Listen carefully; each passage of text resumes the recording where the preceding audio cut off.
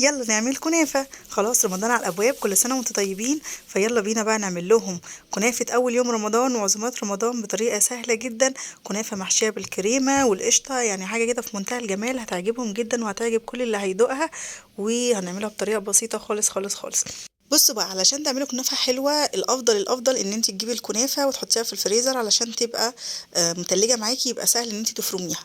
بس لو مثلا اتزنقتي في يوم ولا حاجة ممكن تجيبيها وتعملي زي ما انا عملت كده، تقطعيها كلها كويس جدا وتفرفطيها كده عن بعضها. طبعا زي ما احنا عارفين الصينية بتاخد نص كيلو، بس احنا هنقلل الكمية شوية علشان احنا هنعمل حشو كريمة او قشطة في النص، فممكن الصينية تاخد مثلا نص لحاجة بسيطة. هنا انا في الفيديو ده انا عملت اتنين، هقول لكم برضو ازاي نعمل صينية ونعينها في الفريزر تبقى جاهزة ان احنا نسويها على طول وتبقى معانا حلوة جدا. كده انا خلاص عملت الكنافة بتاعتي، قطعتها كده كويس وحطيت عليها نص كوباية من السكر البودر. وبعدين جبت السمنة بتاعتي بقى، انتوا عارفين الكنافة بتحب السمنة، فحطيت عليها سمنة كده وبدأت اغلف كل الكنافة بالسمنة. تمام كده. عملت طبعا الطريقه دي في الكميه اللي معايا كلها زي ما قلت لكم كده. الكنافه بالقشطه ما بتتاكلش لو هي سخنه. هنا بقى نبدا نعمل القشطه بتاعتي. جبت نص كيلو من اللبن، هو كان في الفريزر برضو، وحطيت عليه 3 معالق كبار من النشا كده. مش هحط سكر عشان طبعا احنا هنحط سيرب او شربات. وهقلبه على البارد وبعدين هرفعه على النار. طبعا واحده واحده اللبن هيبدا يتقل معاكي وقوامه هيتقل، هيبقى عامل زي المهلبية كده. بس طبعا احنا مش هنحشيها مهلبية، احنا هنحسن الطعم شوية وهنخليها طعمها حلو فيه. فهنجيب ايه بقى؟ هنجيب علبة قشطة من عند اللبان، او لو انت عندك قشطة مفيش مشكلة، وهتحطيها على المهلبية او الخليط ده، هيبقى طعمها حلو جدا. وهنبدأ نقلب فيها لحد ما القشطة كده تدوب خالص. زي ما قلت لكم احنا مش هنحط سكر علشان احنا هنسيها بالشربات. جبت بقى الصواني بتاعتي ودهنتها سمنة كده كويس جدا علشان تدي لون حلو كده من تحت وتبقى حلوة.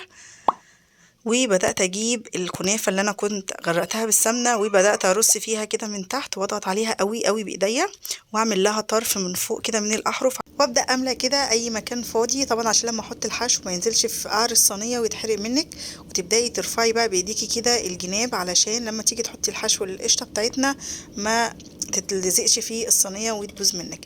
هنا كده انا عملت صينيتين زي ما انا ما قلت لكم، وبدات احط القشطه بتاعتي كده في النص واوزعها كده بالراحه. طبعا نحط كل الحاجه الموجوده في الحله، طبعا احنا عارفين الدنيا غلا طبعا، فايه ما نسيبش حاجه في الحله طبعا.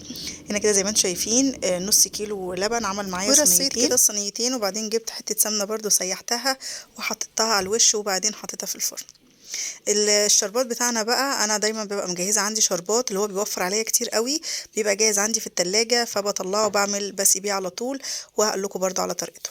هنا خلاص بقى الكنافه بتاعتي استوت كده من فوق ومن تحت، وشغلت عليها الشوايه. وتتاكدي طبعا ان هي ايه استوت من تحت واتحمرت كده. لو مش هتعرفي تشغلي الشوايه ممكن تقلبيها وبعد ما تستوي من تحت يعني. هبدا بقى اسقي الشربات بتاعنا وبعدين هقلبها زي ما انتم شايفين كده، لونها حلو جدا. وبرده هسقيها بالشربات طبعا زي ما انتم عايزين، طبعا بنسقي من فوق ومن تحت علشان الكريمه بتبقى عامله طبقه عازله بين الكنافه طبعا. وبألف هنا هتطلع معاكم حلوة جدا، جربوها هتعجبكم جدا ان شاء الله. يا رب الفيديو يكون عجبكم يا حبايبي، وكل سنة وانتم طيبين. وتعملوها طبعا وتجربوها كده وتقولي رأيكم في الكومنتات. متنسوش بقى لو الفيديو عجبكم تعملوا لايك للفيديو واشتراك للقناة وفعلوا زر الجرس عشان اي فيديو جديد انزله يجيلكوا اشعار بيه. شايفين بقى هنا انا بدات اقطعها اهو، كانت سخنه جدا بجد. الكنافه دي ما بتتاكلش الا وهي سخنه كده، اللي هو القشطه بتلسعك يعني.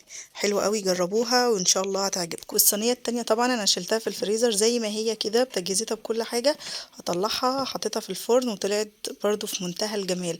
دي برضو لو حابين تعملوا مثلا ويفيد عندكم ولا حاجه تحطوها في الفريزر احسن ما تعملوها وتبرد. زي ما انا قلت لكم بتبقى طعمها حلو جدا والقشطه سايحه كده وسخنه وطالعه لسه من الفرن.